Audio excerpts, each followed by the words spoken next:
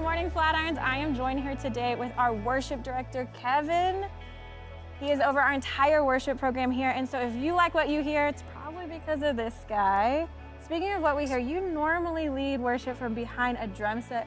How do you do that? What is that even like? Well, it's great because I get to hang out with worship leaders all the time, and I get to play drums, which you don't want to hear me sing, so it's kind of a win-win situation for all of us. That's pretty much the coolest instrument ever, you should know that. Yeah, drums are the best. Okay, you guys have been writing songs recently. Specifically this year, you've been focusing a lot on writing original Flatirons music.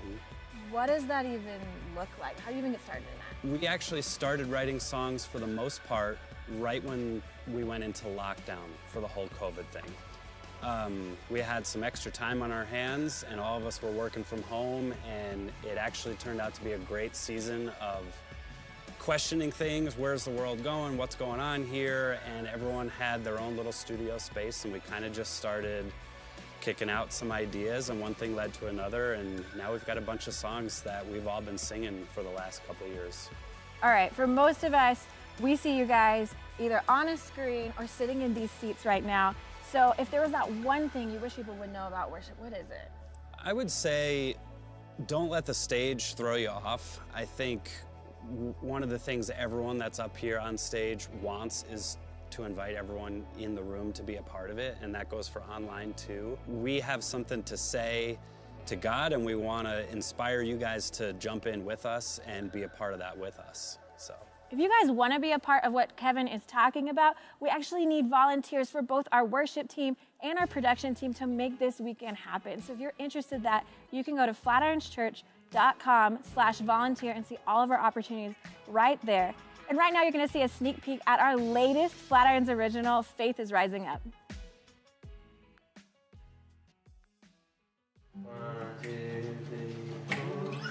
How's it going? What's the verse? So, Faith is Rising Up. If I'm gonna be completely honest, it's a very vulnerable song for me because I wrote it fresh off of the move here to Colorado. This move was an answered prayer. There were still prayers that we have as a family. New baby, I'm a new dad. We're growing in our faith, growing in our marriage. And I grabbed Nate and I was like, hey, I got this idea. Can you help me flesh it out? And of course, he literally just gets on the keys and he's like, boom, boom, boom, boom, boom. Next thing I know, the song is ready, but we needed a bridge. And I don't remember. In D right now. We didn't have the thing that I felt like was what we were trying to say for the whole song. And that's where the line came from, where we said, I'm confident and my faith is sure. I'm gonna see what I'm praying for. I'm gonna see what I'm praying for. When life just gets real, you have to have faith to believe that you're gonna see what you're praying for. And sometimes that means that you gotta walk into a room of believers and you've gotta just gather and agree that God is our focus, He's all we need. And when He moves, everything else that needs to move will get out of the way. We have gathered. Hi, I'm Mark Patterson, and I hope you enjoy Faith is Rising Up from Flatirons Music. We're ready for you. Somebody shout this out. Sing it. Sing it. We're ready for you. Hey, what's up, Flatirons? Come on and stand. We're going to sing what we do. We do this every week. We gather together and we lean into God. And the Bible promises that as we do that, He leans into us. And so come on, we sing together as one church in one voice. Come on, let's put our hands together like this. Sing.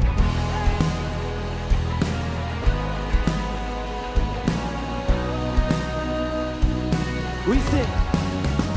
God of wonders, fill this room.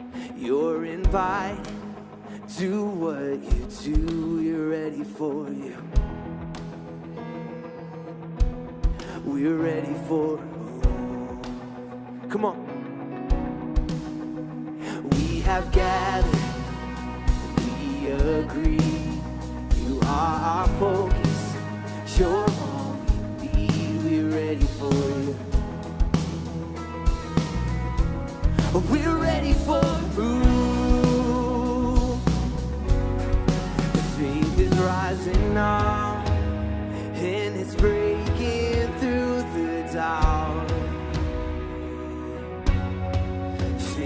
rising up, the sound of heaven all around.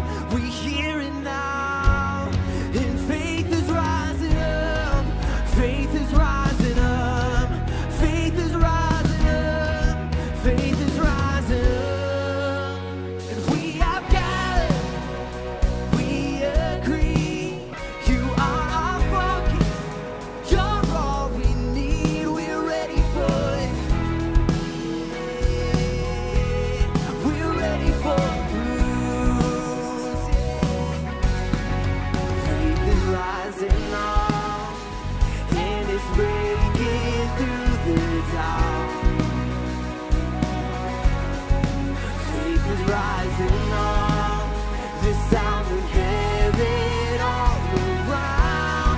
We hear it now. Come on, we say, faith is rising up. Faith is rising up. Faith is rising up. Faith is rising up.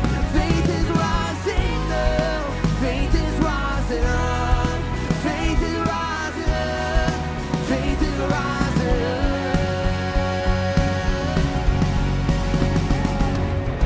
I'm confident, my faith is sure.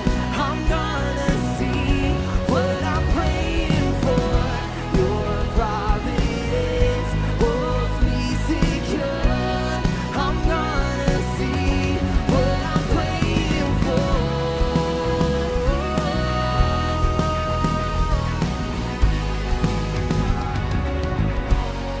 The faith is rising up, and it's breaking through the doubt. Yeah. Faith is rising up, the sound of heaven all around. We hear it now. Faith is rising up. Faith is rising up. Faith is rising up. Faith is rising up. Faith is rising up. Faith is rising up. Faith is rising up. Faith is rising up. I'm confident, my faith is sure. I'm gonna see what I'm praying for. Your providence holds me secure. I'm gonna see what I'm praying for.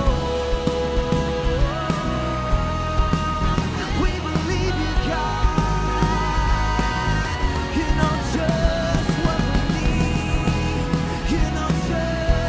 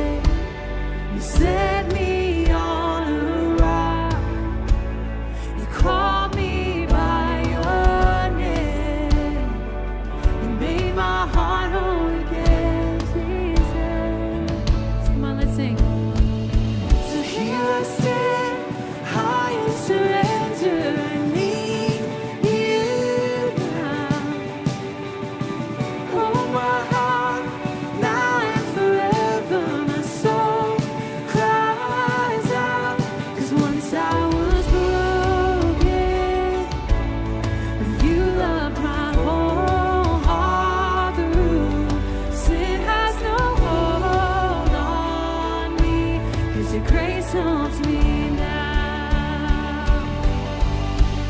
In that grace holds the crown where the grave did.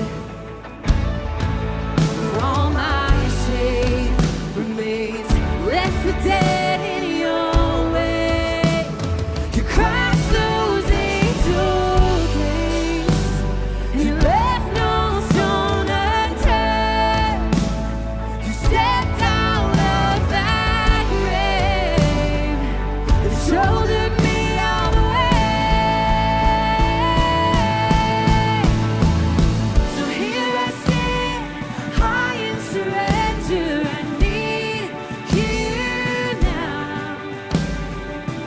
Hold my heart now and forever. My soul cries out, 'cause once I was broken, but you loved my whole heart through.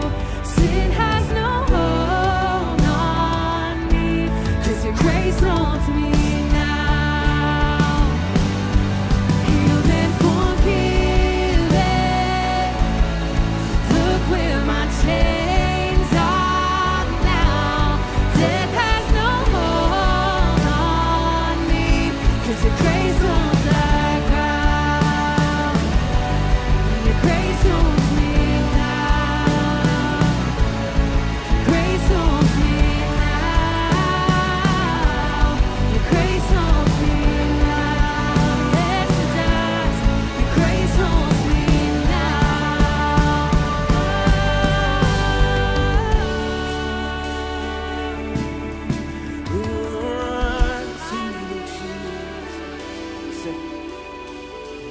Here I sit, high in surrender. I need you now.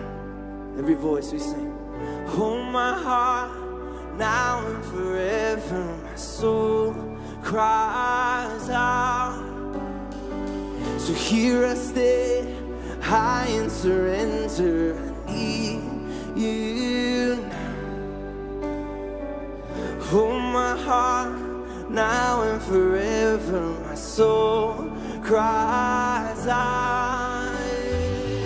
Here I stay, high in surrender. I need you now. Hold my heart now and forever. My soul cries out. Here I stand, high in surrender. I need you now, Jesus.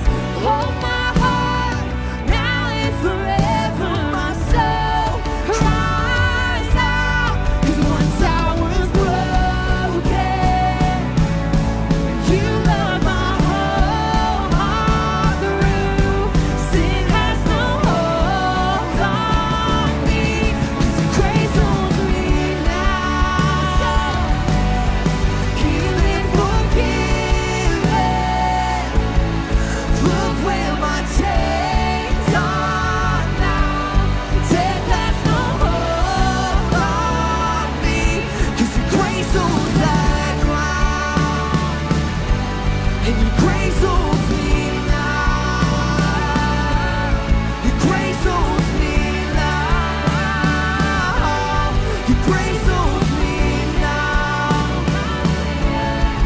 Grace holds me now.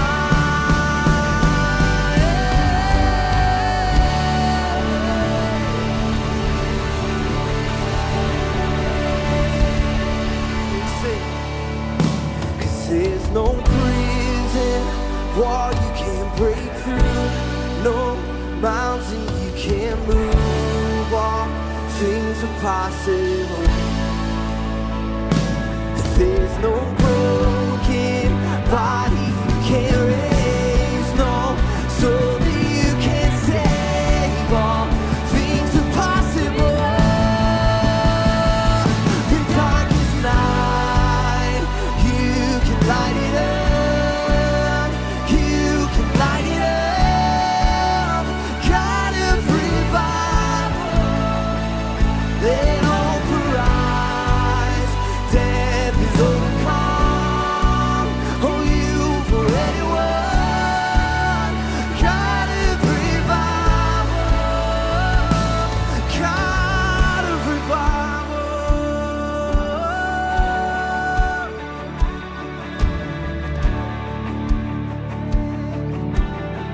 on, we sing every voice. Come awaken your people. Come awaken the city. Oh God of revival, pour it out. You say, pour it out. Every stronghold will crumble, and I hear chains hit the ground.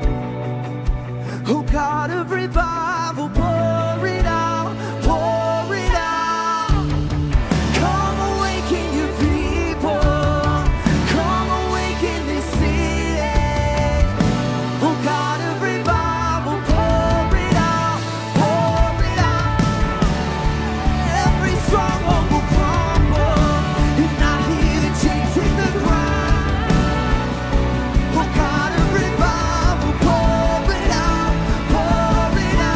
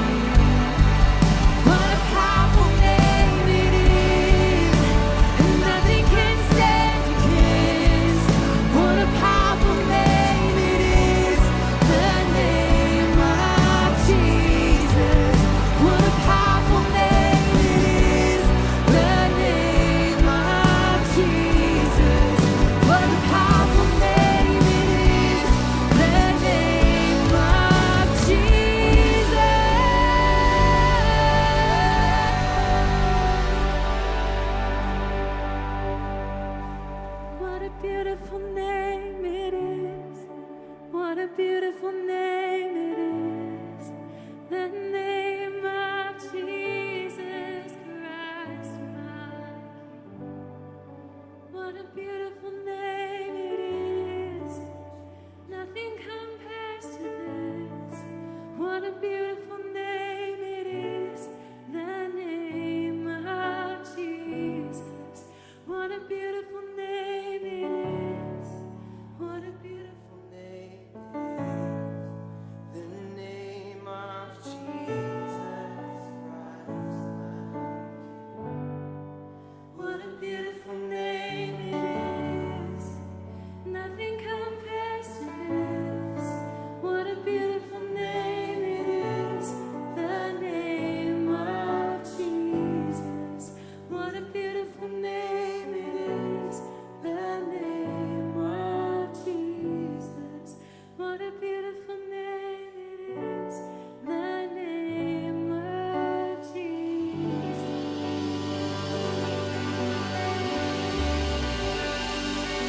So God, we trust in that name this morning, God. We trust that nothing can stand against your name. And before we go any further, God, we just want to acknowledge that your name, Jesus, is here in this room, God.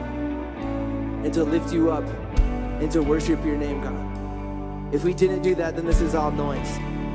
If we didn't come here to walk into your presence, to see what happens, to see mountains move, to see prison walls taken down, to see souls saved, God, then we didn't do anything, God. So I'm so thankful for your presence here today. I'm so thankful for this church, and I'm so thankful for these people. And it's your name we pray. Amen. Amen. Well, hey, Flatirons, thanks so much for singing with us. Thanks so much for being here today. Why don't you turn and greet somebody, and then you can have your seat. And if you're joining us online, love you guys. Thanks so much for being here. Feel free to comment in the comment section. You're just as much of this church as everybody here in this room. So we love to hear from you guys.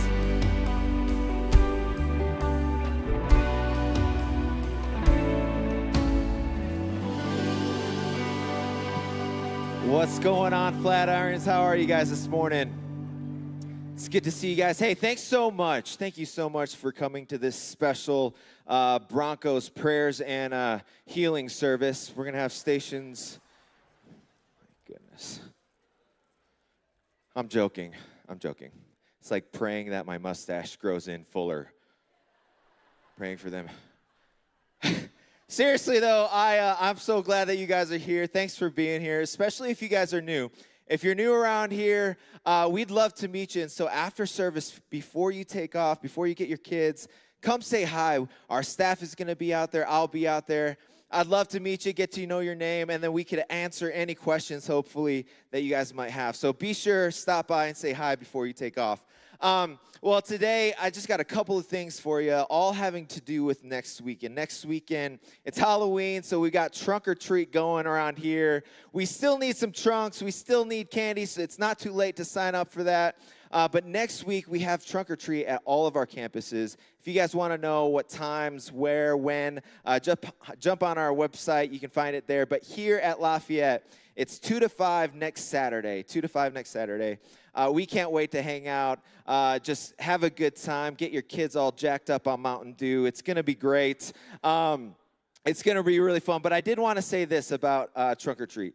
You guys might have friends, family, coworkers that would never step foot in a church. And this is a great opportunity that if you have those friends, maybe they would say yes to this. Maybe they would say yes to coming and hanging out. So be sure to come next Saturday here at Lafayette. Also next weekend, I'm really excited about this. We're starting a brand new series. Jim is starting a series called Man Down, Man Up. And historically, we've called these Man series. But I moved here a year ago, and I have been waiting for something like this. So be sure, actually, Ben's going to talk a little bit more about it today. But be sure to be here next weekend for the start of that series. Now, Ben is here. He's got a great message for us. He's basically talking about, in life, sometimes we just need a reset, a restart, recalibration, a timeout, so that we don't quit life, but we actually go the distance. Reluctantly chart at the starting line, engines pumping and thumping in time. The green light flashes, the flags go up. churning and burning, you reach for the cup. They deftly maneuver and muscle for rank. Fuel burning fast on an empty tank. Reckless and wild, they bore through the turns. Their prowess is potent and secretly stern. As they speed through the finish, the flags go down. The fans get up and they get out of town. The arena is empty, except for one man still driving and striving as fast as he can. The sun has come up and the moon has gone up. Somebody left with the cup, but he's driving and striving and hugging the turns and thinking of someone for whom he still burns. 'Cause he's going the distance, he's going for speed. She's all alone in her time of need. Because he's racing and pacing and plotting the course. He's fighting and biting and riding on his horse. He's going the distance.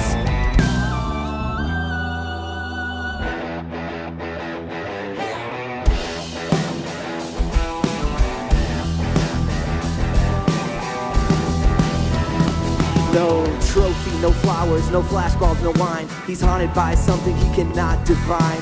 Bowel-shaking earthquakes of doubt and remorse assail him, impale him with monster truck force. In his mind, he's still driving, still making the grade. She's hoping that in time, the memories will fade. 'Cause he's racing and pacing and plotting the course. He's fighting and fighting and riding on his horse. The sun has gone down and the moon has come up. And long ago, somebody left with the cup. But he's striving and driving and hugging the turns and thinking of someone for whom he still burns. 'Cause he's going the distance, he's going for speed. She's all alone in her time of need. Because he's racing and pacing and plotting the course. He's fighting and biting and riding on his horse. He's racing and pacing and plotting the course. He's fighting and biting and riding on his horse. He's going the distance, he's going for speed. He's going the distance.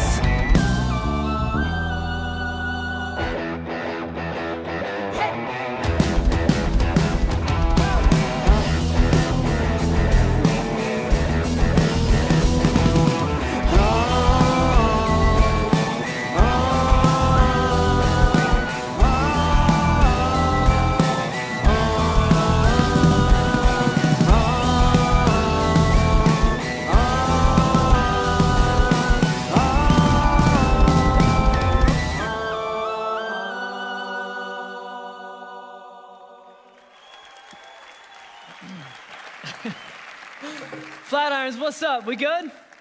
Hi. Hey, I'm Ben. I'm the teaching pastor here. I love that song. That song is on brand for the kind of music I like. I like weird music, but we also played it for a reason. Today we're talking about living life as if it's a race we're running, and it's a race that we're trying to win. Actually has a lot to do with what we're talking about today. I actually want to set up today by telling you a story real quick. So I played baseball all of my life, all right? Like ages 5 through my senior year of high school. I still love baseball. I believe baseball is the best, most perfect designed game ever created. And I know that, we got baseball fans in here? Oh, yes. How fun is it that the Dodgers are out? That makes me so happy. All right.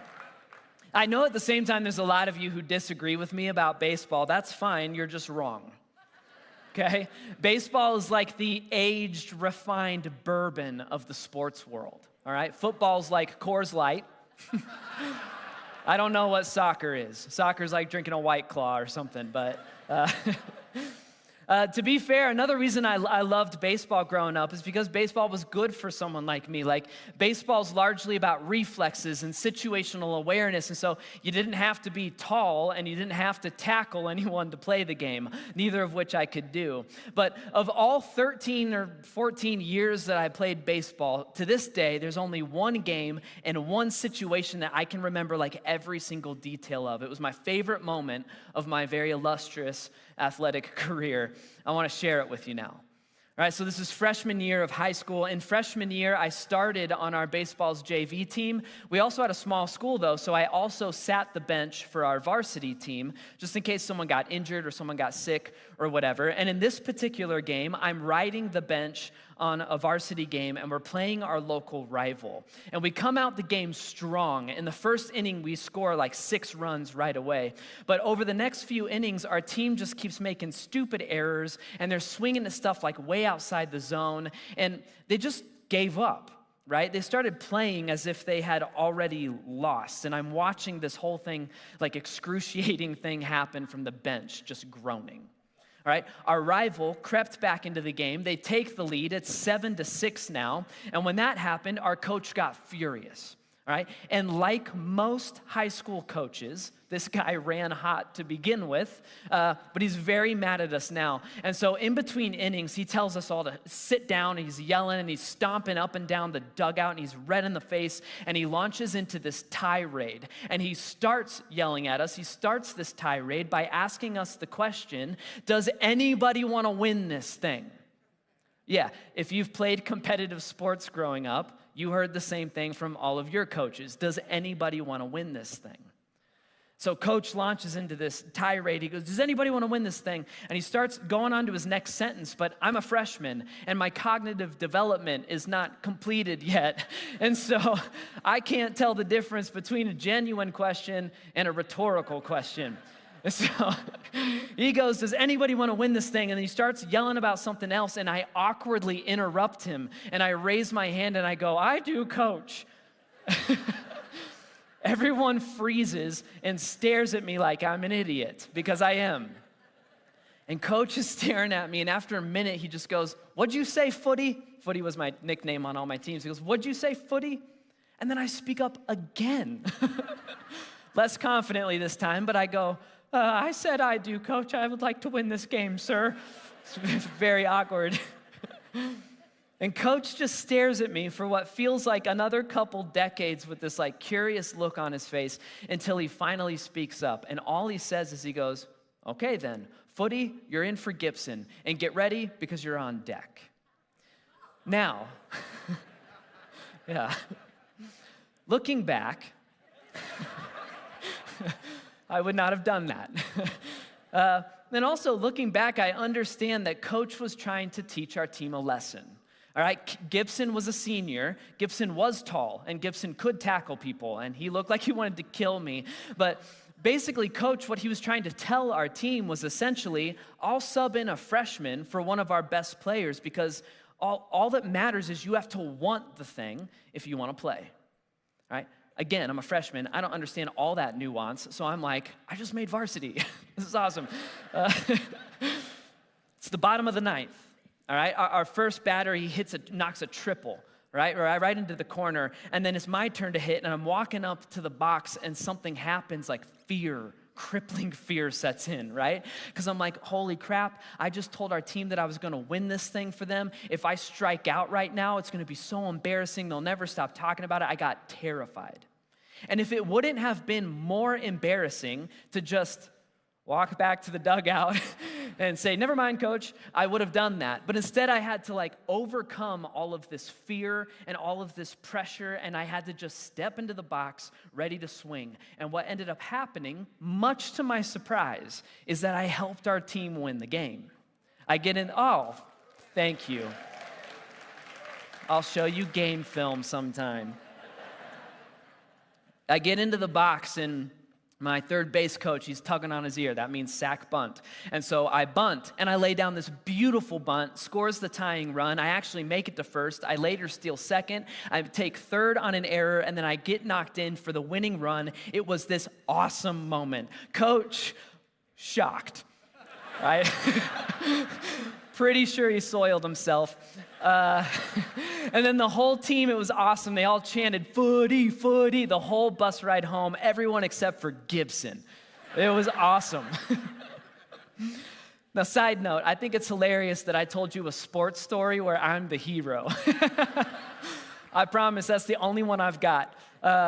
Sometime I'll share much more embarrassing stories with you about my incredibly short football career or my surprisingly long basketball career. But there's a point to this story, and the point is that baseball is a lot like life, right? Just like any other good sport. And this specific game is a lot like what I want to talk about today, and it's because our team was defeated. And once that mentality of defeat sets in, if you don't actively battle it, you start playing like you've already lost.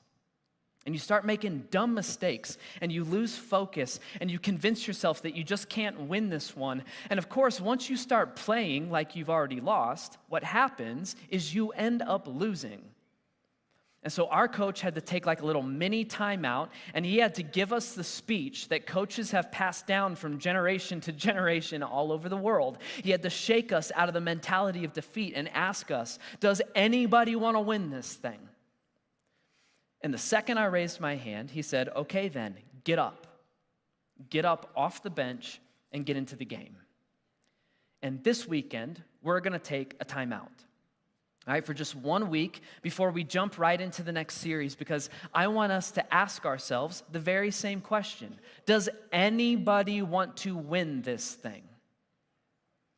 Now, when I say that, what I mean is, does anybody want to win at dating, for example, and relationships and sexuality? And do you want to win at marriage and parenting or your career? Or let's just jump right to the most important thing, the thing that affects everything else. Does anybody want to win at this whole following Jesus thing?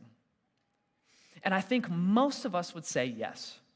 Right? We go, yes, I do. I want to win. But honestly, when I look around at the world and when I look at parts of my life, so I'm guilty of this too. When I look around, I mostly see people they've gained a few losses, you took a few L's, and you've slipped into the mentality of defeat, and you've started playing as if you've already lost the thing.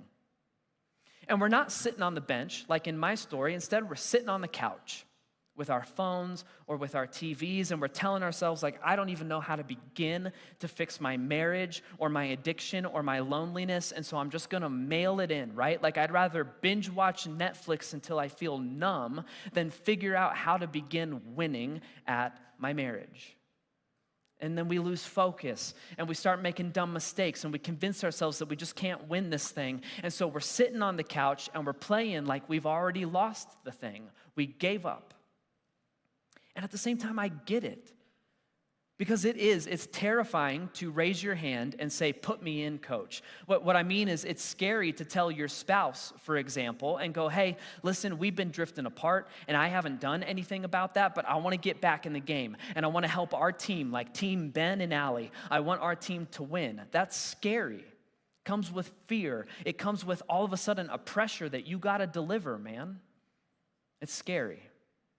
And the alternative is easy, right? The alternative is just sit the bench, keep sitting on the couch, playing like you've already lost the thing, and blaming everyone else other than yourself for the fact that your marriage or your sex life or your parenting or whatever are losing.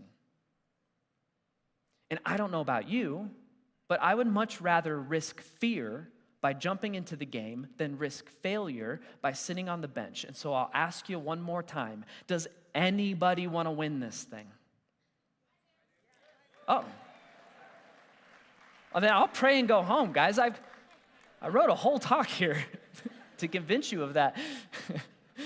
There's this time where Jesus asks us the same exact question. He phrases it a little differently for us. But I want to share this moment with you. This moment happens when he performs a miracle in John chapter 5. And so let's kind of read through this story together. We'll break it down as we go. Here's how the story starts. John chapter 5, verse 1 starts like this. So sometime later, Jesus went up to Jerusalem for a feast of the Jews. Now, there is in Jerusalem, near the sheep gate, a pool, which in Aramaic is called Bethesda, and which is surrounded by 5 covered colonnades. And here at this pool, a great number of disabled people used to lie, the blind, the lame, and the paralyzed. Now, a few weeks ago, we talked about Jesus' parables, all right, and how his parables are fictional stories that contain a spiritual truth. And Jesus' miracles work the same way. His miracles are out-of-this-world illustrations that illustrate a spiritual truth. And so we're going to break this story down to figure out what is the spiritual truth that Jesus is teaching us in the miracle that he's about to perform. And so let's start with our setting. All right, we've got a pool, a public pool called Bethesda. And at this pool, people in need of healing would sit and chill by this pool all day long, every single day. Why? Well, when you dig into the history of this pool called Bethesda, you learn that there was a rumor at the time. And as rumor had it, once every now and then, like a couple times a year, once every now and then, the waters of this pool would stir and foam and bubble and slosh around for no good reason, all on their own. And whenever that happened, the first person into the pool would be healed of any and all physical ailments. That was the rumor.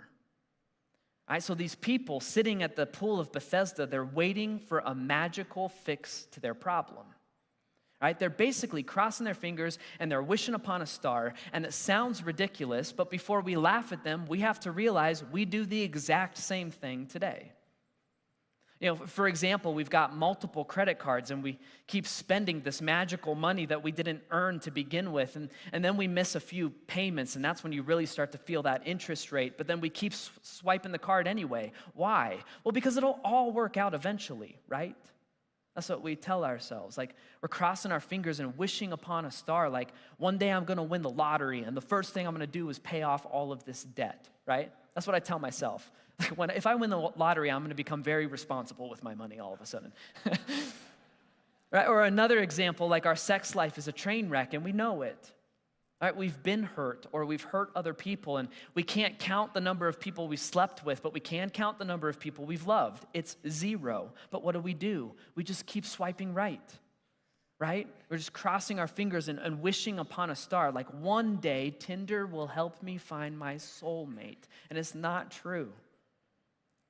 We might not be sitting by a magical pool called Bethesda, but we're doing the same thing. In different areas of our lives, we are crossing our fingers and we're waiting for some magical fix. Maybe this will all work itself out on its own. Maybe something or someone else will magically fix these problems of mine.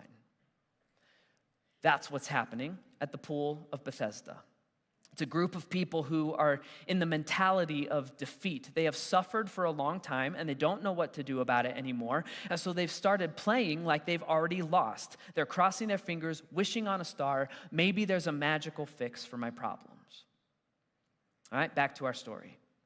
So one who was there had been an invalid for 38 years. So this guy's been wishing on a star for a long time. And when Jesus saw him lying there and learned that he had been in this condition for a long time, Jesus asked him, "Do you want to get well?"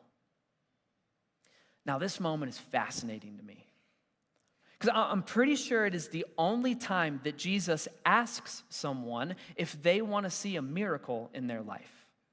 I mean, every other time, he either just performs a miracle without asking, or most often, the person who is suffering asks Jesus, "Hey, Jesus, could you heal me?" But in this case, Jesus is the one who asks, and he goes, "Do you want to get well? Do you want to win this thing?"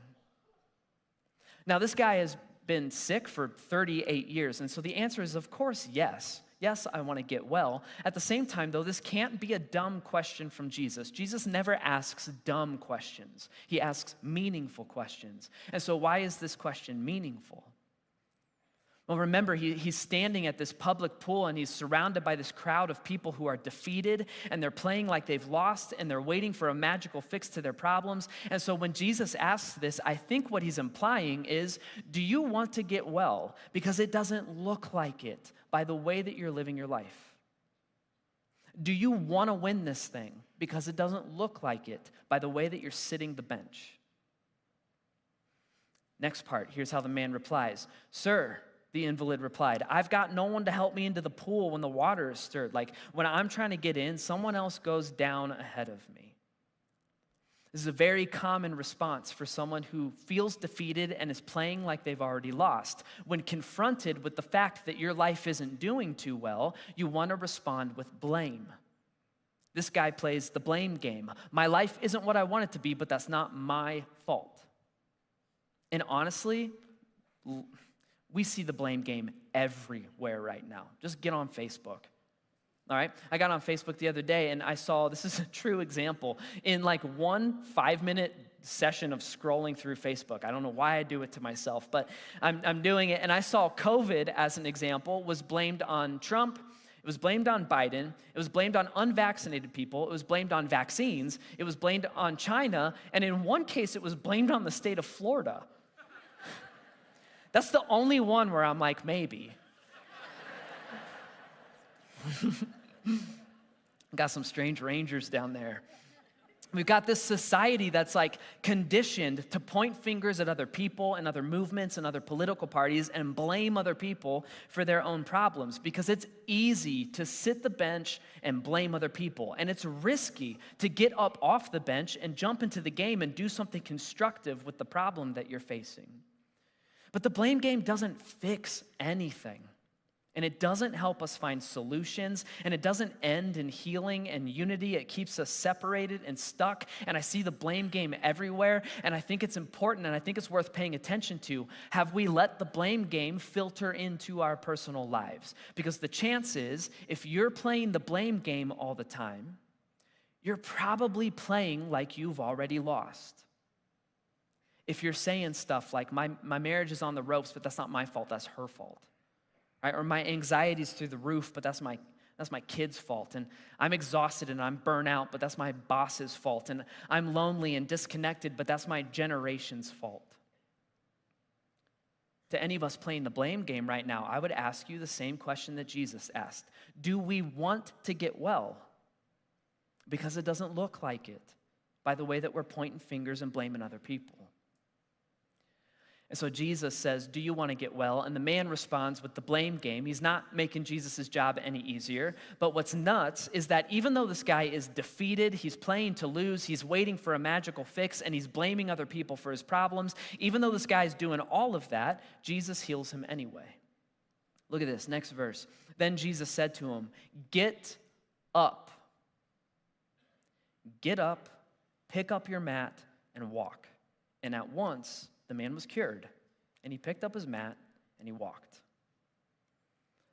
Remember, Jesus' miracles are out-of-this-world illustrations of spiritual truth. And here's the truth that I believe Jesus was communicating to that man and to the crowd at the pool of Bethesda, and he's communicating to us right now. The truth is, like the man in this story, you could, if you want, spend decades sitting on the couch, waiting for a magical fix to your marriage or parenting or sex life or financial trouble, you name it. More importantly, you could spend decades crossing your fingers and wishing upon a star and hoping that like your soul and your spirit and your entire life just bumble and stumble across some mysterious magical healing.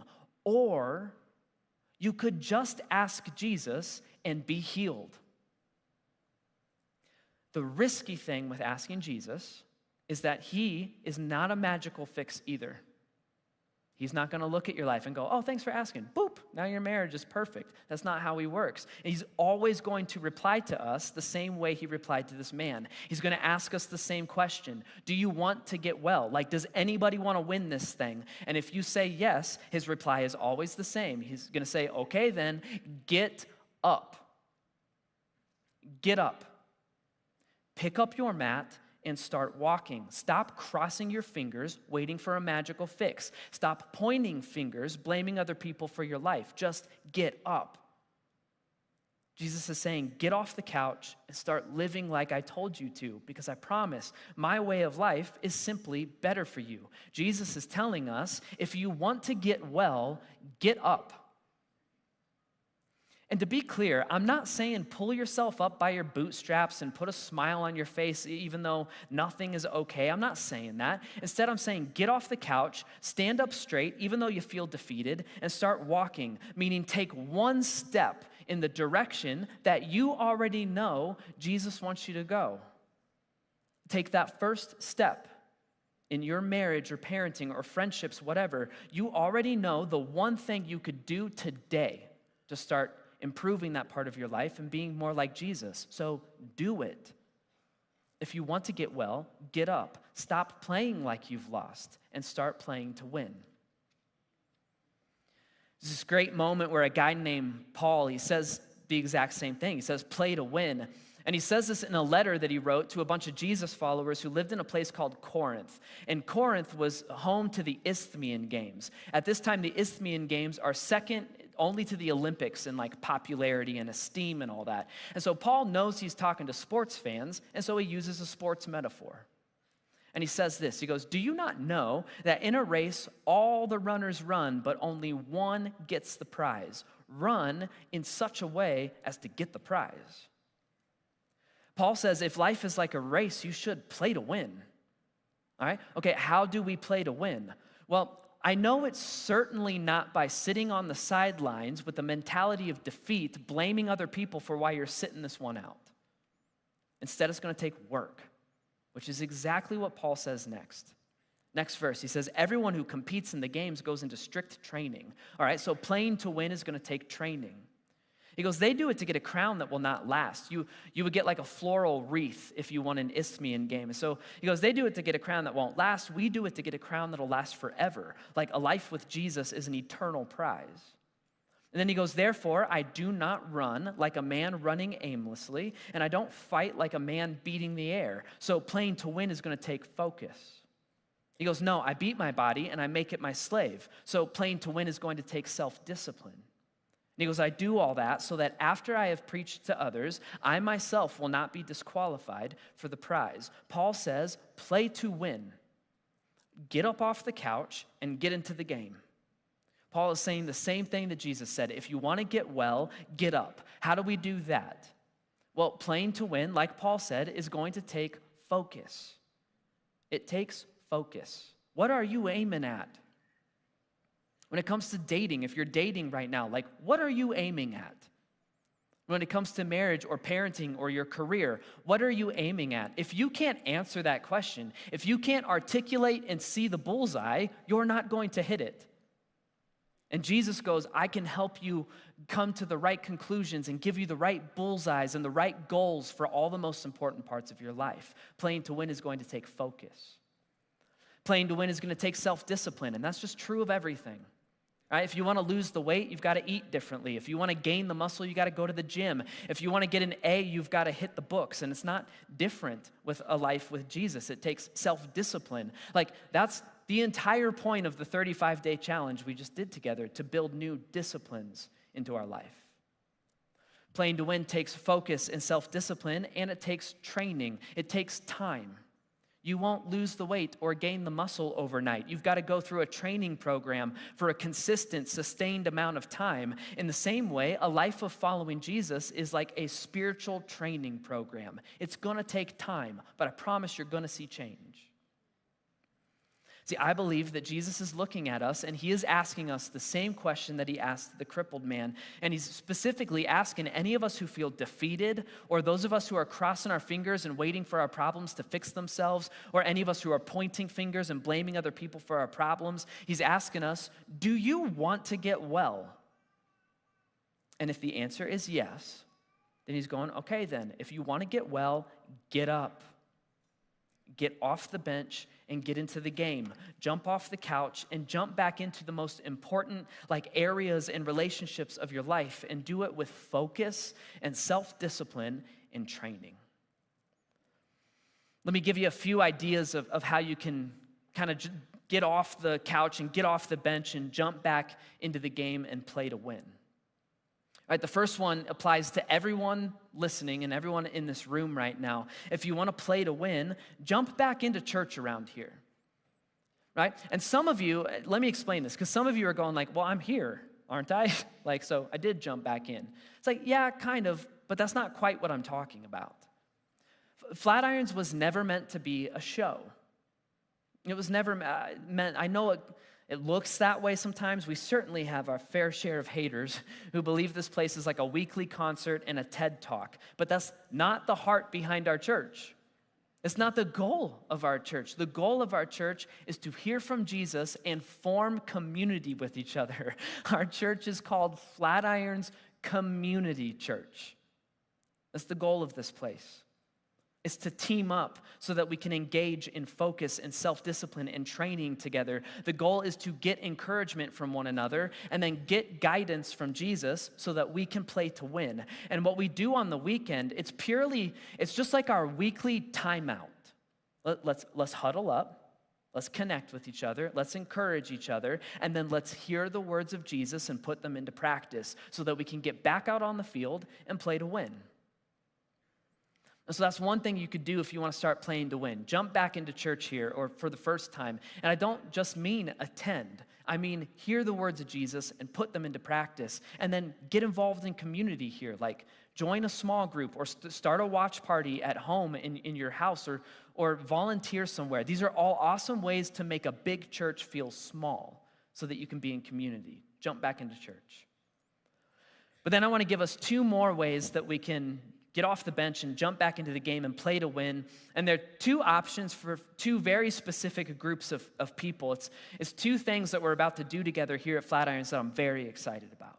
All right? The first one is this. For the first time in about 4 years, here at Flatirons, we are going to roll out a young adult ministry again, finally. All right? I'm pumped for this. Ambry Sheehan is our young adult director. Christian Cambier is our associate director. A lot of you know these people already. They're awesome leaders and pastors.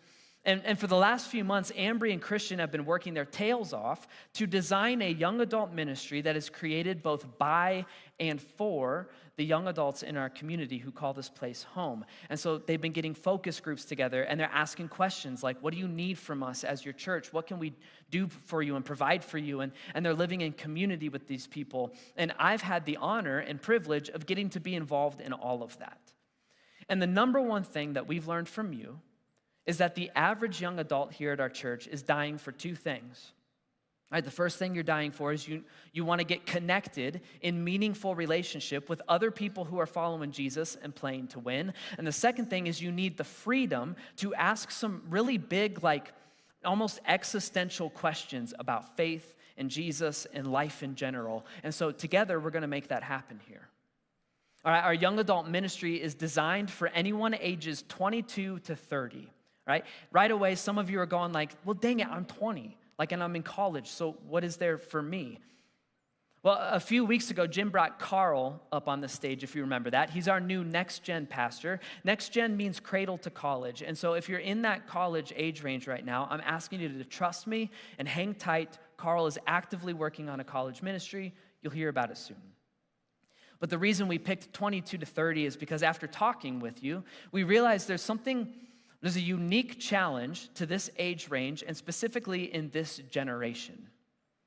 It's like when you're in college and when you're in school, community is built into the thing, right? You go to class with each other, and you live in the same house or the same dorm with each other, and there's events and social clubs and parties and fraternities, but then you graduate and you have your diploma in hand and you enter into the workforce, and all your friends go back to their home states or they go get jobs at different places, and almost overnight, you're suddenly the only person your age that you know, or you're the only person your age in your office. It's a shock to the system. And then on top of that, once you're done with school, you're largely done with people teaching you things you need to learn. And so you've got a diploma, you know a lot about civil engineering, but no one has trained you in or taught you how to live the good life with Jesus. And so you get this double whammy where you're suddenly trying to figure out your own worldview and identity and faith and your place in the world, and you're trying to figure it out alone because you lost your community. And if that's you, and you're a young adult, and that resonates with you, then I'm going to ask you a blunt and direct question. Do you want to get well? And if the answer is yes, you need to get up, and you need to get involved in our young adult ministry.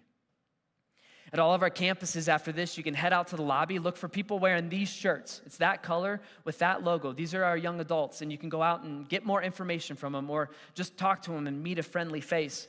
But here's the biggest thing that you need to know if you're a young adult and you want to get involved. You have to clear your calendar right now for Thursday evening, November 11th.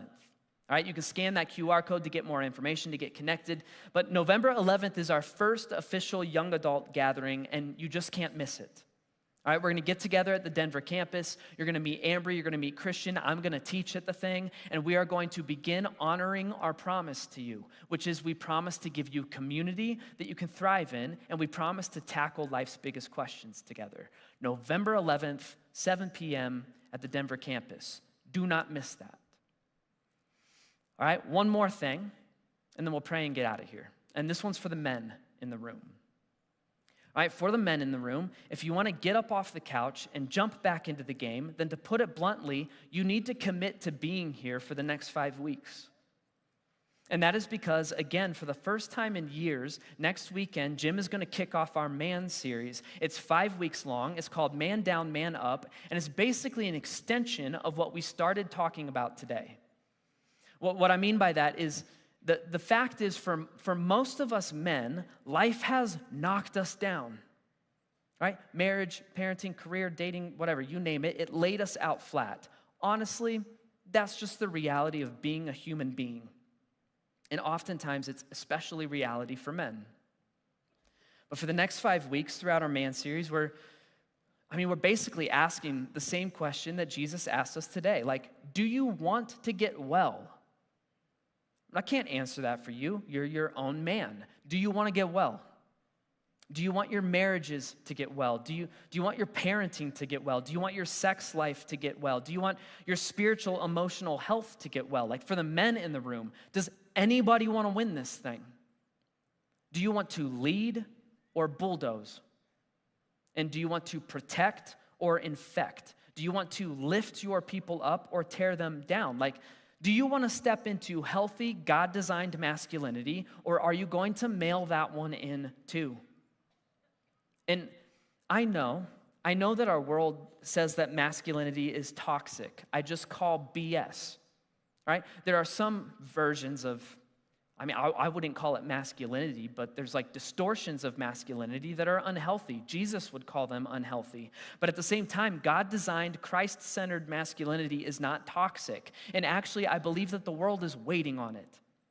I believe our world is waiting for men who have submitted their lives to the authority of Jesus Christ, who can then turn and face the world and the people around them in real strength. And real strength, according to Jesus, looks like laying down our desires and our impulses and our selfishness and our egos, laying down our lives in the act of self-sacrifice so that we can provide for and protect and lift up the people under our care. That doesn't sound toxic to me. That sounds like Jesus. And so men, I know that life has knocked us down, but the truth is that the people who depend on us, all right, our wives and our girlfriends and our kids and our employees, you name it, they're not giving us a pass, rightfully so. They shouldn't. Instead, they are waiting for us to get up. The story of Jesus is a story about getting knocked down and 3 days later getting back up. So be like your king and get back up. The world is waiting for us to re-engage, and our people are waiting for us to get back into the game, and they're waiting for our masculinity to become more Christ-like. So men, I don't care what you've got going on, cancel your Sunday plans. And show your people that you are dedicated to figuring out how to be a more Christ-like man. And just get up off the couch and get into church, you and your people, get here for the next 5 weeks, no excuses. Because if you want to get well, you have to get up. Flatirons, I want to leave you with this. All right, because I know a lot of you, and I know our stories, and I know a lot of us have suffered defeats. Right? And we're slipping into this mentality of defeat, and we're starting to play like we've already lost. But at the same time, we follow a God who takes death and he turns it into life, and he takes defeat and he turns it into victory. And he did not give you a spirit of defeat, for God gave us not a spirit of fear, but of power and love and self-control. And so in that spirit of power and love and self-control, get up, get back in the game, and let's start playing to win again. Amen. Let's pray.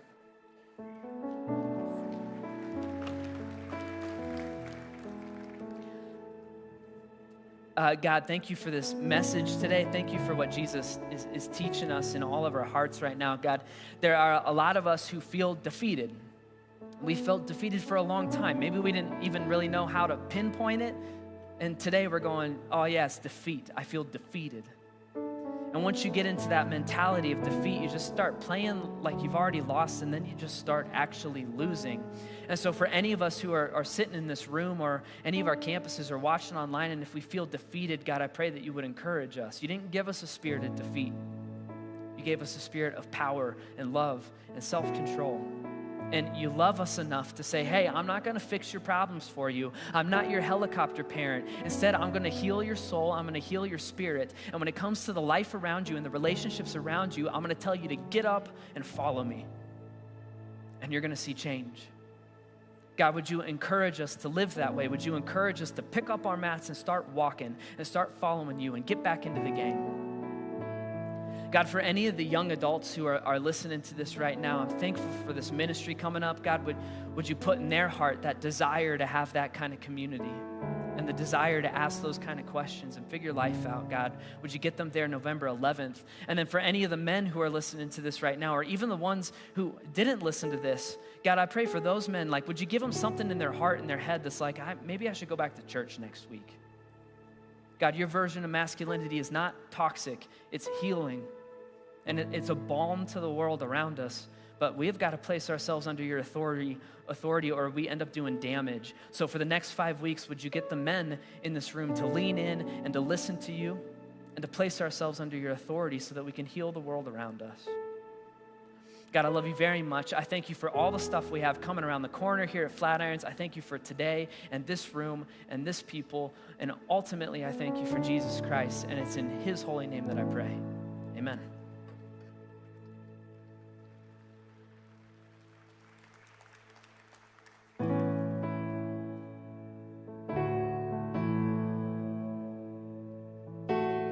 Would you stand and sing with us?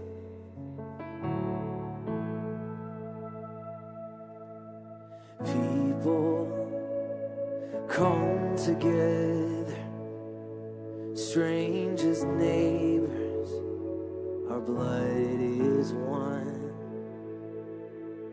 Children of generations, of every nation, of kingdom come. Sing. So don't let your heart be troubled.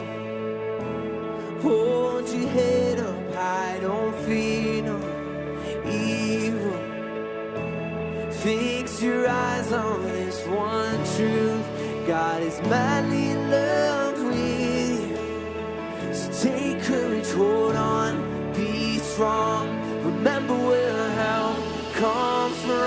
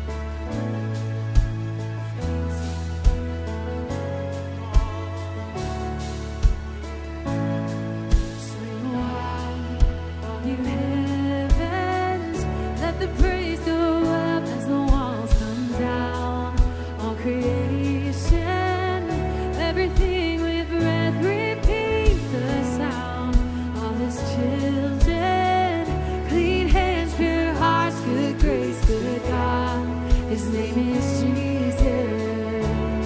Come on, let's sing that again.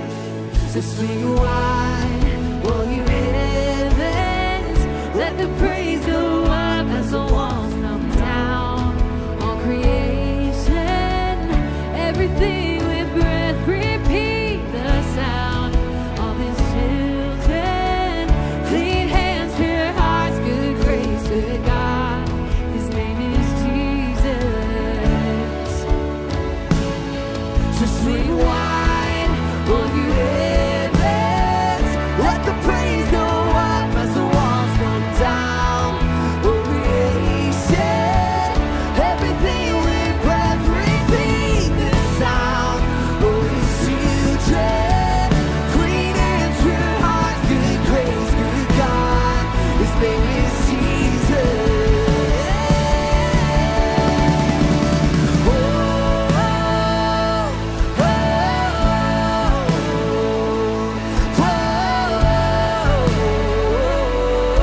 Every voice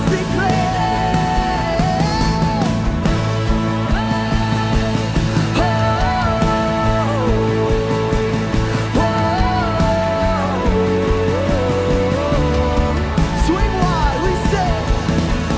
Swing wide, all you heavens, let the praise go up as the walls come down.